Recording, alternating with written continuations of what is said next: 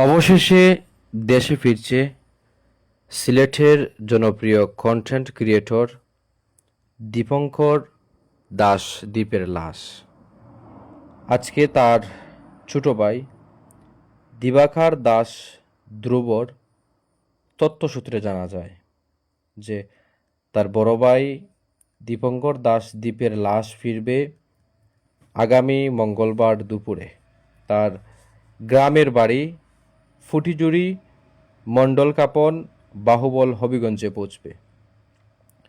দীর্ঘ জল্পনা কল্পনার অপেক্ষার পরে অবশেষে সেই জনপ্রিয় কন্টেন্ট ক্রিয়েটর যে অল্প বয়সেই প্রত্যেক মানুষের মন জয় করে নিয়েছিল, অল্প কিছুদিনেই সে হাজারো মানুষের হৃদয়ে জায়গা করে নিয়েছিল।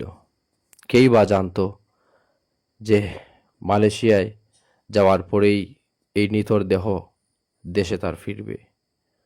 অথচ এটা হয়তো কখনো তার পরিবারের লোকজন, আমরা কেউই বা সে সেটা কখনো কল্পনা করিনি। মাত্র 21 বছর বয়সে থমকে গিয়েছে তার জীবন। এখানেই তার জীবনের পরিসমাপ্তি ঘটেছে। অবশেষে অনেক অপেক্ষার পরে দীপঙ্করের লাশ দেশে আসতে যাচ্ছে আগামী মঙ্গলবার। তার লাশ বাড়িতে পৌঁছাবে।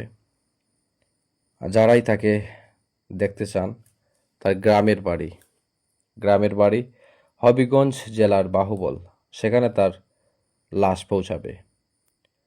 তার গ্রামের নাম হচ্ছে পুটিজুরি মণ্ডল কাপন। তার পারিবারিক সূত্রে জানা যায় যে তার লাশ তার গ্রামের বাড়িতেই যাবে। তো আপনারা যদি চান যেতে পারেন তার বাড়িতে তাকে দেখার জন্যে। জীবনের শেষ সময় তাকে একবার দেখে আসতে পারেন।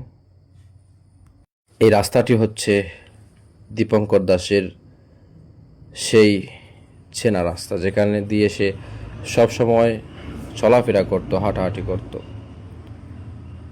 সেই রাস্তা দিয়েই সে সবসময় চলাফেরা করত। আর কখনো এই রাস্তা দিয়ে আর আসা হবে না। সব কিছুই স্মৃতির পাতায় জমা থাকবে। তার মনমুগ্ধকর কণ্ঠে হাজারো মানুষের হৃদয়ে জায়গা করে নিয়েছিল অল্প সময়ের মধ্যেই। আবার সেই অল্প সময়েই তার জীবনের পরিসমাপ্তি ঘটে। এভাবেই হঠাৎ আমাকে আপনাকে চলে যেতে হবে।